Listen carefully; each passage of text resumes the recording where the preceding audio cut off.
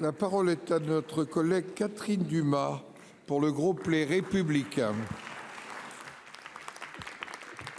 Merci, Monsieur le Président. Monsieur le ministre de l'Intérieur, depuis plus d'une semaine, Paris est devenue une ville submergée par des montagnes de déchets. Et oui, mes chers collègues, je ne vous apprends rien, je pense.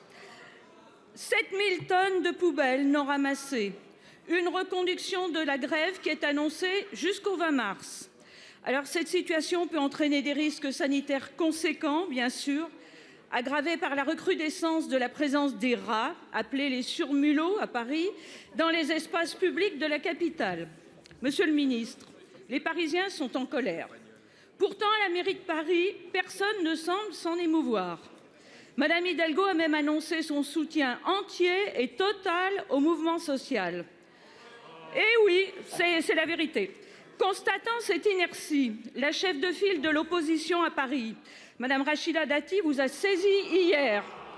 Vous avez donc chargé, Monsieur le ministre, le préfet de police de demander à la maire de Paris de réquisitionner les moyens en matériel et en personnel nécessaires au ramassage des poubelles. En réponse ce matin, le premier adjoint de Madame Hidalgo affirme que c'est le gouvernement qui a créé cette situation. Quel déni! Quelle mauvaise volonté! Alors, Monsieur le ministre, quand l'État va-t-il se substituer à la mairie de Paris pour régler cette situation et surtout, dans quel délai? Pour vous répondre, la parole est à Monsieur le ministre de l'Intérieur et des Outre-mer, Monsieur Darmanin. Merci Monsieur le Président, Mesdames et Messieurs les sénateurs. Madame la sénatrice, vous connaissez déjà tout. À la suite de 9 jours de grève, et chacun a pu constater, qu'il soit parisien d'occasion ou parisien d'habitude, l'amoncellement dans certains arrondissements de Paris d'un certain nombre de poubelles, que vous avez qualifié, vous, de plusieurs milliers de tonnes, pose des questions pour la sécurité, évidemment, de nos concitoyens, au moment même d'ailleurs où il y a des manifestations, mais pose aussi des questions de salubrité publique que chacun peut constater. Et pour avoir été, comme beaucoup ici, gestionnaire d'une collectivité locale, chacun peut voir ce que c'est qu'attendre 9 jours et voir des milliers de tonnes d'ordures et de poubelles effectivement être sur la voie publique.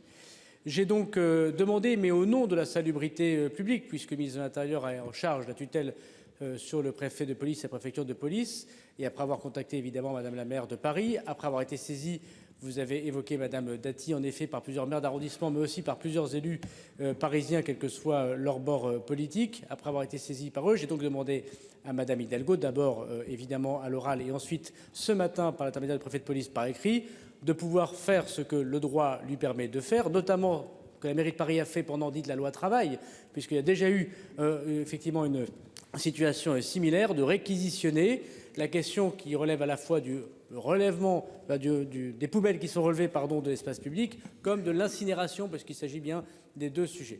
À l'oral, j'ai entendu en effet ce matin le premier adjoint évoquer le fait qu'il ne serait pas favorable à cette situation. J'entends évidemment que Madame la maire de Paris réponde par écrit à la demande par écrit du préfet de police. Et si ce soir cette confirmation était faite que la mairie de Paris ne prenait pas ses responsabilités, je le dis, ce soir, demain matin au plus tard, le préfet de police procédera aux réquisitions au nom de la salubrité publique. Et je crois que tous les Parisiens, quel que soit ce qu'ils pensent de la réforme des retraites, en sont heureux. Madame Dumas. Merci Monsieur le ministre, merci de votre réponse. C'est vrai qu'à chaque grève, Paris s'enfonce un peu plus dans l'insalubrité dans laquelle Anne Hidalgo et ses alliés ont plongé les Parisiens.